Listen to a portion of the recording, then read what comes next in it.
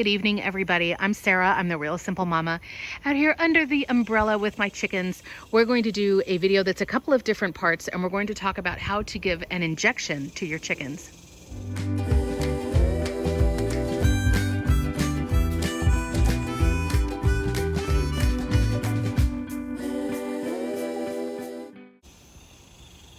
I'll do the first part of the video right here, and then we're going to jump right in. There's going to be multiple video clips here, but we're going to talk about in the instance that you have to give your chicken an injection.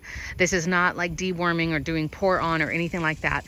If you haven't seen, I've got a video here talking about upper respiratory infections. I am dosing my flock with a medication that I talked about in those videos called Tylan 50. It has to be injected into their breast meat. And so we're going to go through a couple of different clips. The first clip you'll see is going to show me like actually giving the injection to a chicken. If that's all you need, cool.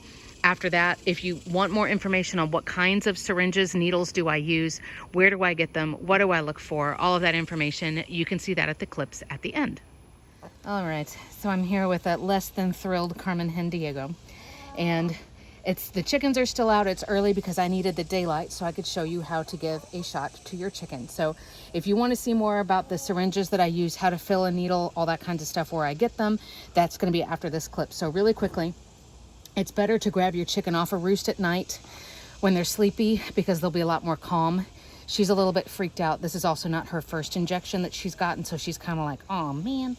So the two things that you need to remember is you don't want to uncap your needle until the very last second because you don't need to be giving yourself an injection. So just be very careful when you've got a live needle, be aware of that. The other thing is, what stinks about trying to give your chicken an injection at night is they've been snacking all day, right? They've been eating all day. And so what I'm holding right now is her crop.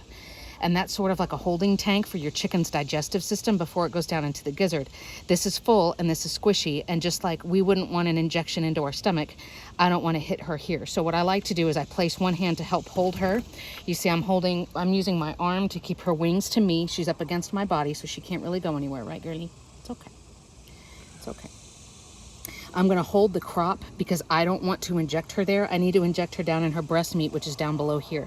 You could feel your chicken's breastbone here, and then I'm going to inject to the side of the breastbone, so where I'm tapping right here.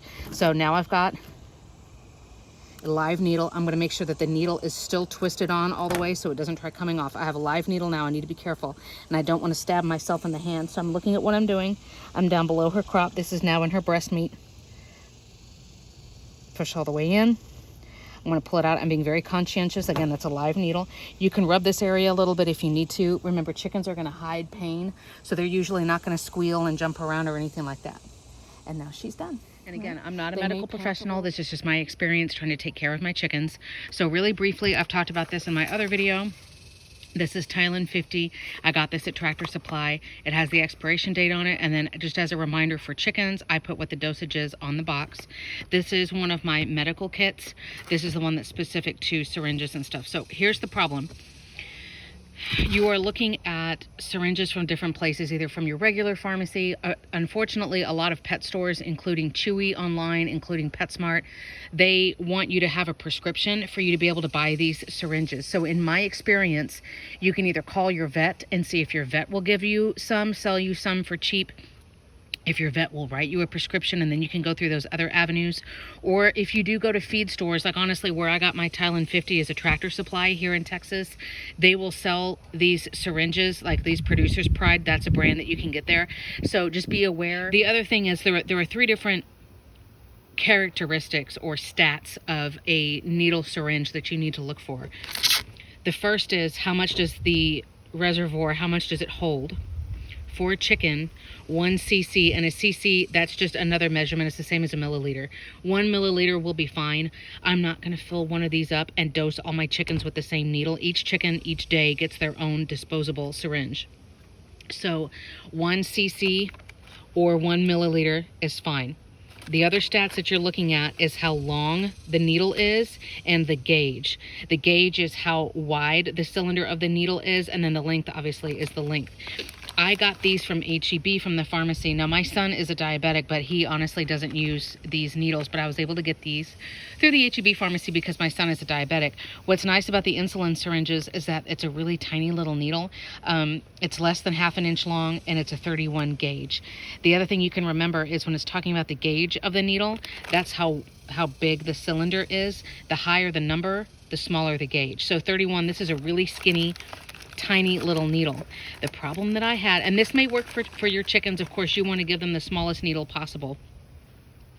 If I pop this off, and now I have a live needle. I know I'm trying to get my phone to focus on it. It's a really skinny, come on phone, it's a really skinny, less than ½ an inch long needle. The problem in this case with Tylan is I put down that live needle right there.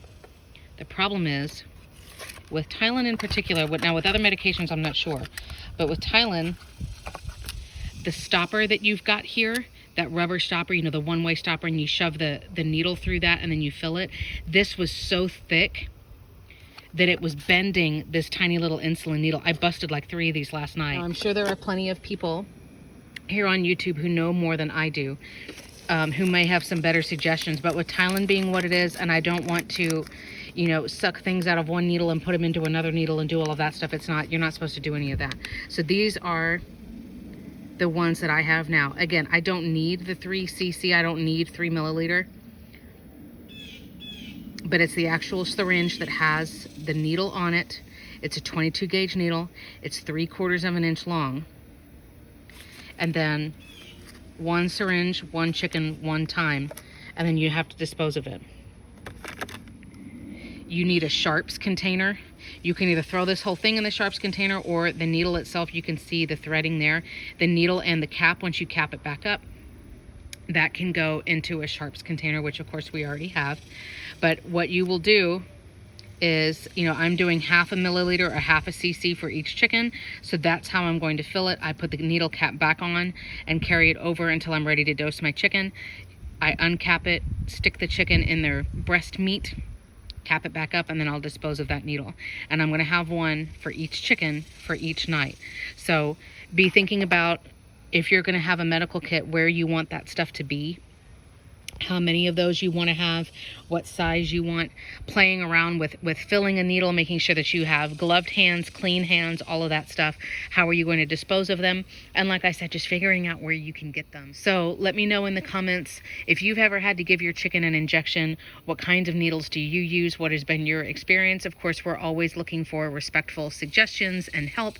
You are welcome to put questions down in the comments as well. Again, the Chicken Tenders Journal is in the video description as well. If you'd like to get one of those, you can print as many copies and as many pages as you need, but that way you can keep everything for your chickens all in one place. Thanks so much for watching.